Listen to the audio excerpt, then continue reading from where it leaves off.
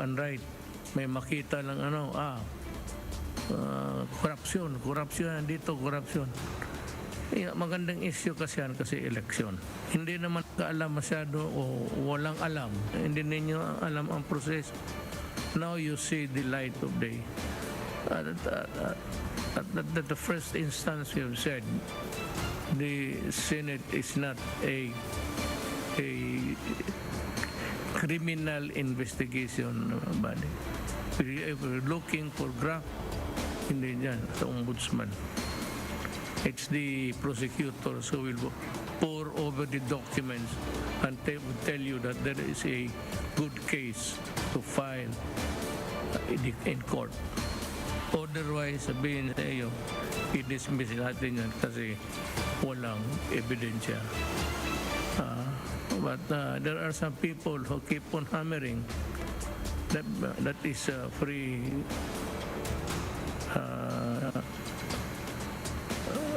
campaign exposure.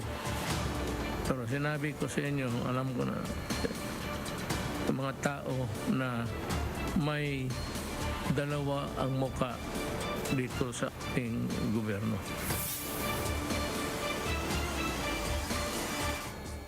The Newsday continues here on One News Now. I'm Charles Lejano. PDEA believes that the administration's drug war is a success. That's despite admitting that the illegal drug operations have increased during the pandemic. Ryan Ang has the story. Billions worth of drugs were recovered by PDEA in a series of operations in Metro Manila and other provinces, including this 2.3 kilos of shabu worth 15.6 million pesos hidden in a shipment of clothing from Malaysia. On Saturday, 240 kilos of shabu worth 1.8 billion pesos were also confiscated in a buy-bust operation in Dasmariñas, Cavite. And on Monday, 4 Chinese nationals were killed in Pampanga during an operation where 34 kilos of shabu were recovered. Since the drug war started, PDEA said they have recovered 64 billion pesos worth of illegal drugs, 54 billion pesos of which are shabu. More than 13,000 high-value targets have also been arrested. PDEA admits that operations have increased during the pandemic but not the demand for illegal substances. The agency believes the campaign against drugs is a success and is not anti-poor. Napatunayan po natin na hindi lang naman po puro nakachinelas at yung mga maliliit ang nahuhuli or worse kung nangyayari mang may lumalaban at namamatay. Kitang-kita niyo naman po. Kahapon lamang, hindi naman po mga ordinaryo lamang yung mga nakuha nating targets. Carrion also touted intervention programs from barangay drug clearing to reformation of peddlers. According to PDEA, close to 23,000 out of 42,000 barangays have been drug-free. Sir, nung nagsimula po tayo sa kampanyang ito noong July 1, ilan lang po ang drug-cleared barangays ng Pilipinas? May kumulang 5,000 lamang. Samantala ngayon po, almost nag-multiply na yan by, let's put it on a modest times 4. The PNP vows to continue to help with the aggressive campaign against illegal drugs. For News 5, Ryan Ang, We Are One News. President Duterte once again criticized the Senate for its continued probe into the government's procurement of PPEs with Pharmaly. In his latest address, Duterte said that the Senate shouldn't be tackling corruption issues because it is not a criminal investigation body. The president also said that some lawmakers are only pursuing this angle now that the election season is coming up. The Senate is not a criminal investigation body. If we're looking for graft, hindi dyan sa ombudsman.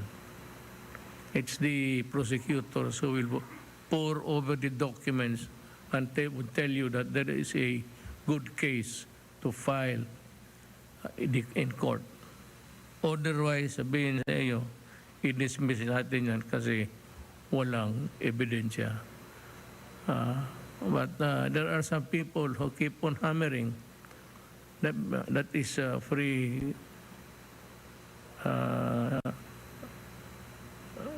campaign exposure. Meanwhile, President Duterte expressed confidence that the country will be able to surpass its vaccination target before Christmas. The government reports that over 30% of the target population have now been fully vaccinated against COVID-19. Duterte believes it's likely that at least half of the target population will be fully inoculated right before the holidays. And vaccine czar Carlito Galvez also notes that the country is ramping up its vaccination drive to achieve both a safe Christmas and national elections for next year. Around 50 million of the priority population is expected to be fully vaccinated by Christmas. And then lastly is to achieve a safe Christmas and national election. Before February, on the election period, we already vaccinated more or less 70%. Experts from the Octa Research Group are also convinced that the country will have a merrier Christmas this year. Octa is seeing no major resurgence in COVID-19 infections for the remainder of the year. And with the current downtrend in COVID-19 cases and improvements in the vaccination drive, the experts believe that Filipinos will be able to enjoy the holidays. Vaccinations continue to be ramped up. If people continue to do, if the local governments continue to testing, tracing, and isolation, and if citizens continue to practice the minimum public health standards, we will. It's a mathematical reality, no? We will sustain this trend, and we will have a Merry Christmas. We saved the fourth quarter for livelihoods, but we still lost a lot of lives, and that's why we often tell government that these are not statistics, they're real people, and we have to learn from what we have done and continue to do better. President Duterte announced that the government is set to allow 13 more hospitals to operate as pediatric vaccination sites. This as the government looks to ramp up inoculations for adolescents aged 12 to 17. Initially reported that over 1,100 minors have received COVID-19 vaccines as of October 15. We will expand the vaccination of this adolescent age group of 12 to 17 by adding 13 more hospitals in the NCR. Currently, we have an initial 8 participating hospitals, and we hope to expand this number ng mga hospital, and we also will welcome the arrival of additional vaccines in the coming days. The chief executive also urged the public to stop being choosy when it comes to vaccine brands. He reiterated that all government-approved brands provide enough protection against COVID-19. Huwag kayong mamili kasi talagang ito namang lahat bakuna. Okay to. Alam mo kung ang bakuna hindi effective. Do you know that if these vaccines that we have been giving to the population are not really effective and right, marami nang patay ngayon. Cinemas are back under alert level 3, but the film sector is calling for more support from both the government and the public amid losses due to the COVID-19 pandemic. And over a year into the health crisis, is the public ready to go back to theaters? Let's find out in this report from mobile journalist Matthew Perez.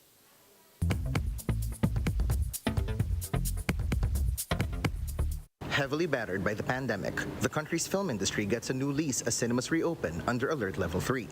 But the question is, will moviegoers even watch in movie houses? The sector as a whole lost 21 billion pesos since the onset of the pandemic.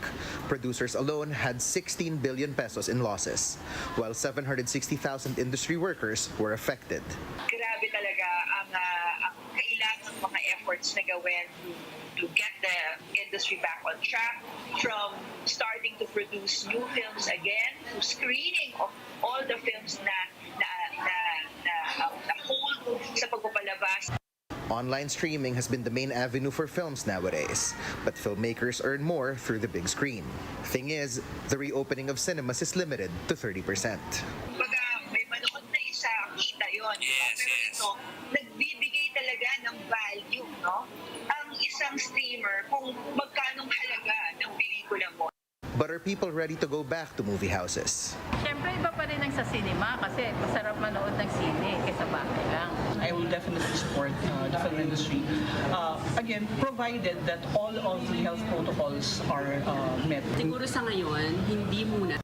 But once cinemas return, will film goers go for local or international movies? Okay sa akin for English film. English! More on support din naman ako sa ating mga Tagalog. Para sa ating mga Filipino artists. I usually watch English films, pero if they are in Filipino, more on independent films ako. The Film Development Council of the Philippines admits that Filipino movies need to be improved. Kailangan natin mas maging agresibo. Kailangan natin itaas ang kalidad ng mga pelikula natin to be more competitive. While the opening of cinemas give us a semblance of pre-pandemic life, entering the movie house now comes with a sense of responsibility, especially as the threat of COVID-19 still looms in the air. This is mobile journalist Matthew Perez, and we are One News.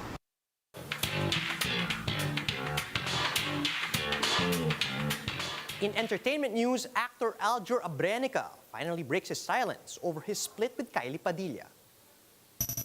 Aljur revealed that it was Kylie who supposedly cheated first and caused their separation. And he also accused Kylie of hiding the truth for self-gain.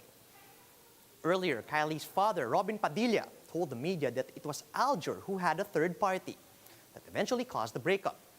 Aljur then found himself in hot water over his blossoming romance with actress AJ Raval, who has denied being the third party in their relationship. Aljur is now asking Kylie to tell the public the truth, noting that he has been receiving attacks and false accusations over the breakup.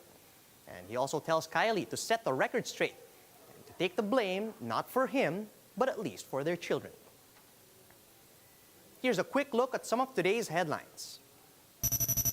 The government is expanding the alert level system outside Metro Manila starting today. Negros Oriental and Davao Occidental are under alert level 4. COMELEC clarifies that Vice President Leni Robredo will not be disqualified for crowdfunding. And today is Game 1 of the 2021 PBA Philippine Cup Finals between Magnolia and TNT. And those are the top stories at this hour. Join us later at 12 noon as we continue to monitor the day's biggest stories. You can also catch One News on Signal Play. Register for a free account at www.signalplay.com so you can stream One News live anytime, anywhere. I'm Charles Lejano. Mask on, wash hands, and stay safe, Philippines. We are One News.